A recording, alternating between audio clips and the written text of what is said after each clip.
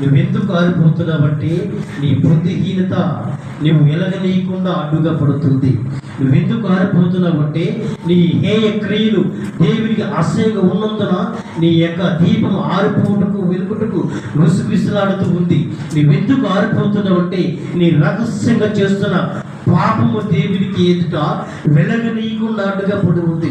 నువ్వెందుకు ఆరిపోతున్నావంటే తెలిసిన నీ యొక్క అంతరంగం ఎలా ఉందంటే చీకటి యొక్క ఆలోచన చేత నింపబడి ఎందున దేవుని ప్రకాశము నీ పైకి దిగి రాకుండా, దేవునికి కత్తిరి నీ నుసిని కత్తిరించకుండా అలాగే ఉన్నందున నువ్వు మిక్కులాడుతూ వెలుగుతామా ఆరిపోదామా, ఉంటామా పోదామా, విశ్వాస జీవితంలో నిలకడగా నిలలేదు. ఇక కారణం ఏంటంటే నీ క్రియలు, నీ ఆలోచన, నీ యొక్క బుద్ధి, నీ యొక్క గుణము ఎలా చూపిస్తుందంటే దీపాన్ని వెలుగనీయకుండా ఆరిపోవడానికి కారణమవుతుంది.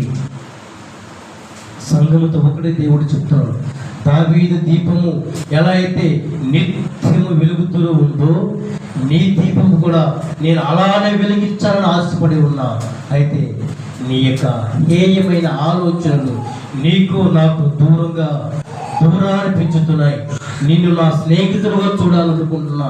అక నీలో అంతరంగంలో పాపము స్నేహం అనే బంధాన్ని తెగకొట్టేసి నీకు నాకు అడ్డుగాడుగా ఎర్రని పాపం కెంపుల వలె నిలబడినందున నీ స్నేహం తెగిపోయింది, నీతో నాకున్న సంబంధం తెగిపోతుంది. అందుకని నీ భక్తిలో నీరసం ఉంది, నీ సంఘంలో నీరసం ఉంది, నీ విశ్వాసంలో నీరసం ఉంది. విశ్వాసం లేకుండా దేవునికి ఇష్టడి ఉన్నట ఎలా అసాధ్యం? అసాధ్యం కాదు.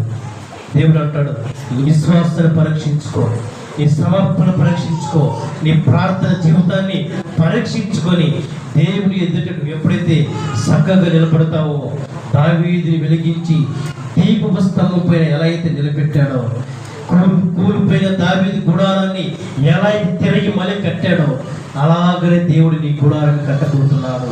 దేవుడి ఈ మాటలు దీవించును గాక. ఆమేన్. హల్లెలూయా.